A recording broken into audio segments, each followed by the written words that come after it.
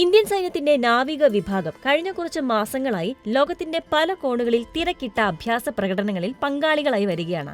Cyprus, Greece, Kenya, Australia, Seychelles, Sri Lanka, Singapore തുടങ്ങിയ രാജ്യങ്ങളുമായി ചേർന്ന് സംയുക്ത നാവികാഭ്യാസ പ്രകടനങ്ങളിൽ ഇന്ത്യൻ നേവി ഏർപ്പെട്ടിരുന്നു.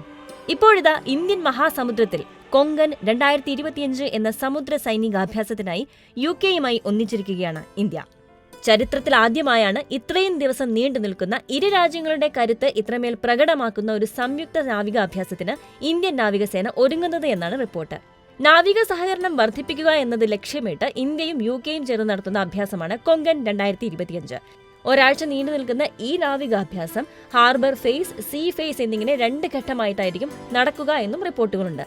നാവികാഭ്യാസത്തിന്റെ ഭാഗമായി ഇന്ത്യയുടെയും ബ്രിട്ടീഷ് കപ്പലുകളുടെയും കാരിയർ സ്ട്രൈക്ക് ഗ്രൂപ്പുകൾ ഒന്നിച്ചണിനിരക്കും.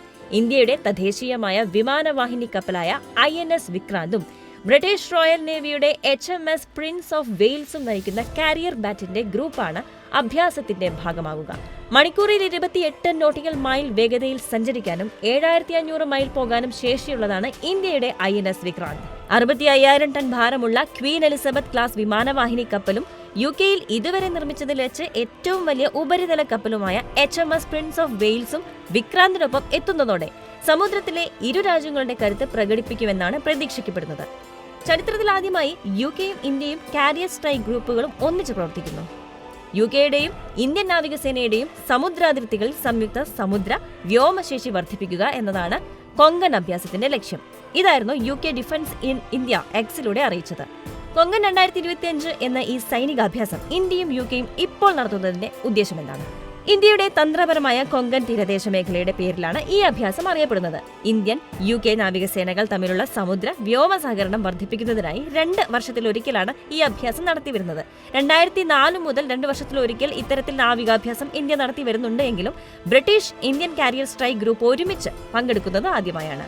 കടലിൽ സഞ്ചരിച്ചുകൊണ്ടേയിരിക്കുന്ന ഒരു വ്യോമതാവളമെന്നോ വിമാനത്താവളമെന്നോ വിമാനവാഹിനി കപ്പലുകളെ വിശേഷിപ്പിക്കാം.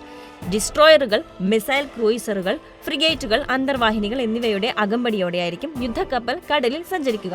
ദിവസങ്ങൾക്ക് മുമ്പാണ് തുർക്കിയുടെ എതിരാളികളെന്ന് കണക്കാക്കപ്പെടുന്ന സൈപ്രസുമായും ഗ്രീസുമായും ഇന്ത്യ പ്രതിരോധ ബന്ധം ശക്തമാക്കിയത്.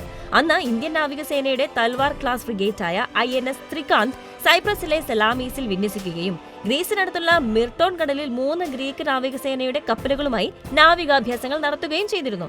സാധാരണയായി കണ്ടുവരാറില്ലാത്ത ഈ നാവികാഭ്യാസ പ്രകടനങ്ങൾ തന്ത്രപ്രധാനമായ എന്തോ നീക്കത്തിന്റെ മുന്നറിയിപ്പാണെന്നുള്ള വിലയിരുത്തലുകളും ഉണ്ടായിരുന്നു. പാകിസ്ഥാനും തുർക്കിയും തമ്മിലുള്ള വളർന്നുവരുന്ന പങ്കാളിത്തത്തെ ചെറുക്കാൻ ഒരു പ്രധാന നീക്കമായാണ് ലോകരാജ്യങ്ങളടക്കം അതിനെ വിലയിരുത്തിയതെന്ന റിപ്പോർട്ടുകളും ഉണ്ടായിരുന്നു. സൈപ്രസിനും ഗ്രീസിനും പുറമെ അർമേനിയയുമായും ബന്ധം ശക്തിപ്പെടുത്തിയിരിക്കുകയാണ് ഇന്ത്യ.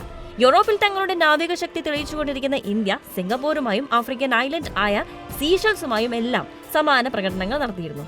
എന്നാൽ കൊങ്കൺ 25 എന്ന ഇന്ത്യ UK സംയുക്ത നാവികാഭ്യാസം ഒരു പ്രത്യേക രാജ്യത്തെ തിരഞ്ഞുപിടിച്ച് ആക്രമിക്കാനുള്ളതല്ല, മറിച്ച് ഇൻഡോ പസഫിക് മേഖലയിലെ സമാധാനം, സ്ഥിരത, നിയമാധിഷ്ഠിത സമുദ്രക്രമം എന്നിവ ഉറപ്പാക്കൽ, തന്ത്രപരമായ നാവിക സഹകരണം, സമുദ്ര ഭീഷണികളെ നേരിടുക, വിവരങ്ങൾ പരസ്പരം പങ്കുവയ്ക്കുക ഇവയെല്ലാം മുന്നിൽ കണ്ട് നടത്തുന്നതാണ്.